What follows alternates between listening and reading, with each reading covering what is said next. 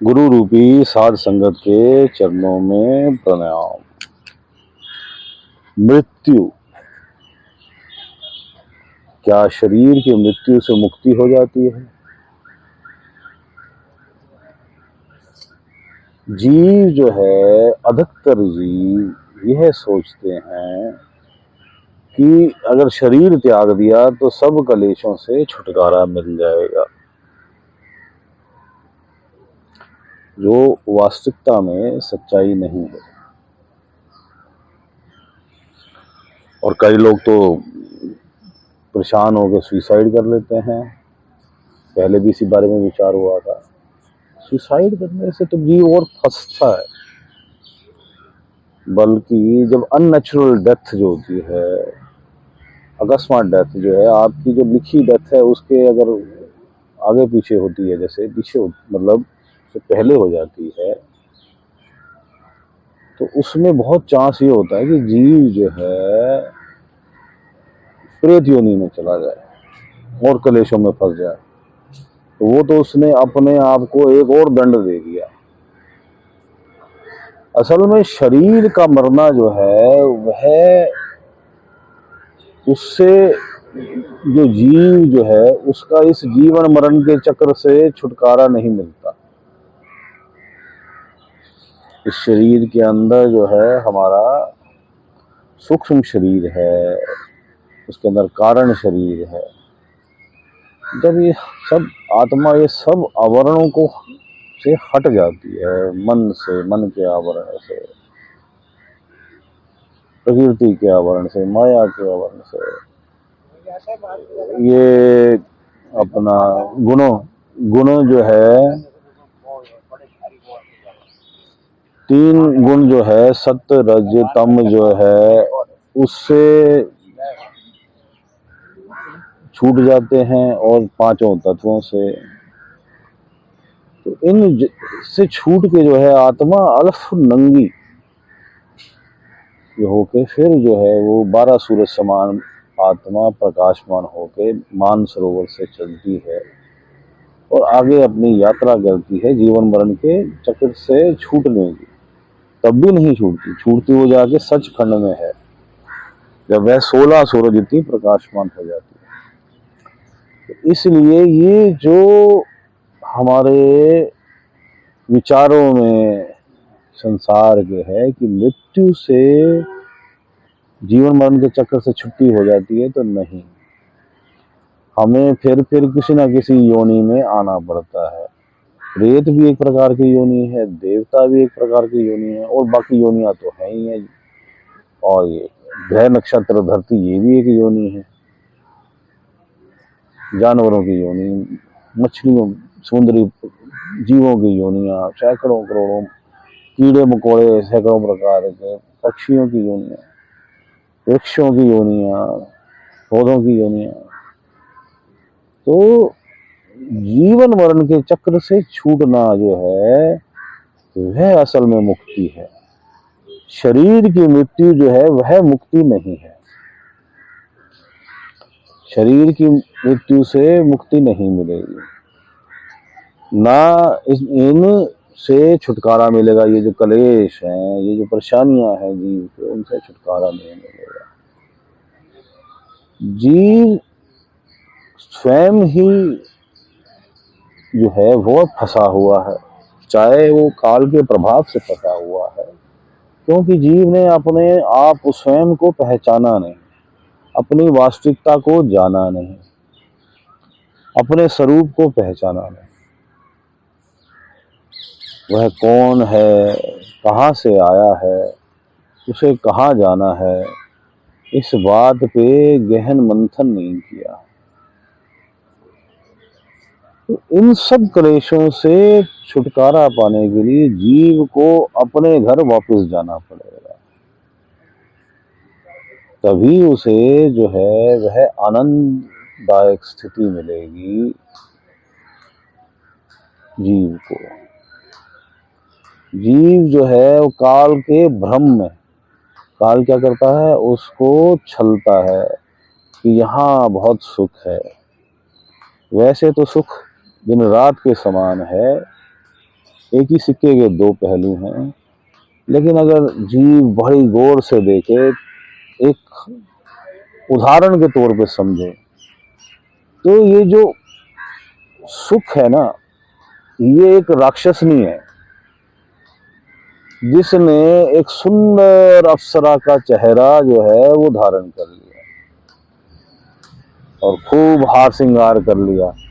अब वह आ गई किसी को लुभाने, और जब वह जीव उसमें लुभा लिया, उसने पूरी तरह उसको, जीव को फंसा लिया, तब वह अपना राक्षसी का चेहरा जो है वह दिखाती है।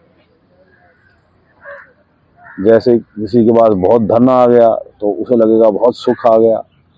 अब वो उस समय सुख आ गया, अब उस सुख की वजह से उसके पीछे पीछे दुख जो है उस राक्षसनी रूप में आ रहे हैं। कैसे? जैसे वह धन आया तो आराम बहुत हो गया, तो भैया बीमारियों की तैयारी होगी, उससे रोग जो है, शारीरिक श्रम कम कर दिया तो रोग पीछे पीछे तैयार हो गए। या उससे उसने अहंकार उत्पन्न हो गया, देखो मेरे पास कितना धन है, तो वह जो धन है, वो वैभव है जो है, उसके अहंकार ने उसको पापों की जो है अंबार खड़े कर दिए। अब फिर उसका जब भुगतान का समय आता है तो दुखों के फिर पहाड़ आ जाते हैं। तो ये ट्रैप है सारे। समय, बस समय ही जो है उसको जरा सा लग जाता है, अगर 5-10 साल लंबा हो गया सुख, तो उसे लगता है हा, तेरा जीवन इतना छोटा नहीं है, तू ये सोच रहा है, तू करोड़ों वर्ष जीता हुआ आ रहा है, करोड़ों अरबों खरबों, पता नहीं उससे भी अधिक जो है वर्षों से तू इस संसार में आया और जीवन मरण के चक्र में घूम रहा है। किसी किसी योनि में तेरी अरबों खरबों भी उम्र है, किसी किसी योनि में तेरी कुछ सेकंडों की उम्र है।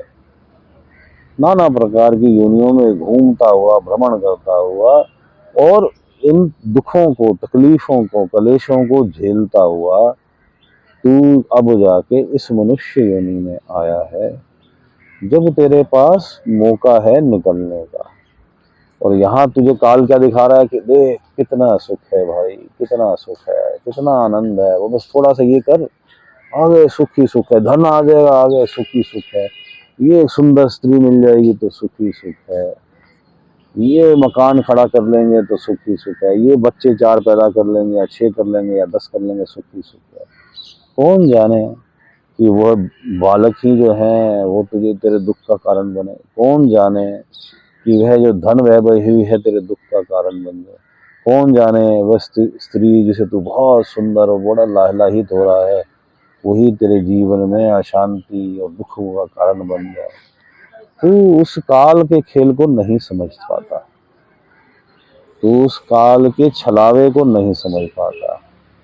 काल तुझे ठगता रहता है और तू लुटता रहता है और ठगा जाता है। तू जीवन की सच्चाई को समझ, ये थोड़े दिनों की तकलीफें वो खुद उठा ले।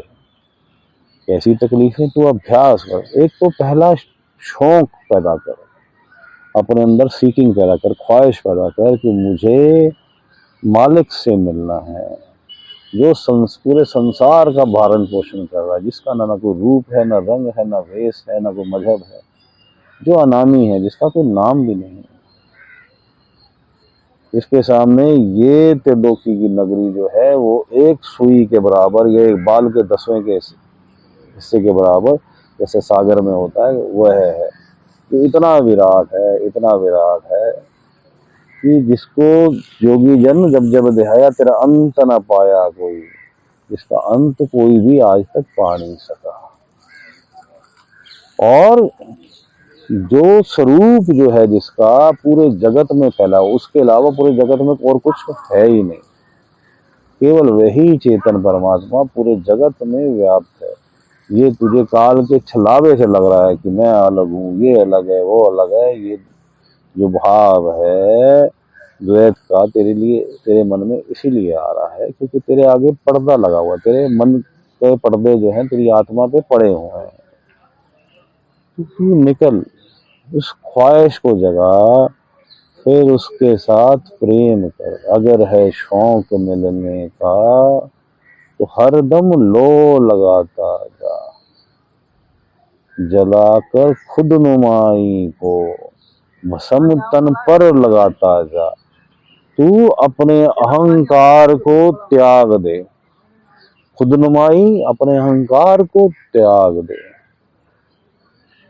कि मैं कुछ हूं, तू कुछ नहीं है, ना तेरा कुछ है, ना तेरा कुछ था, ना तेरा कुछ होगा, ना ये तेरा शरीर तेरा है, ना इसके अंदर जो मन है वो तेरा है, ना इसके अंदर जो सूक्ष्म शरीर है वो तेरा है, ना वो कारण शरीर वो तेरा है, और वो आत्मा भी तो मालिक की है, वो तेरी तो वो भी नहीं है।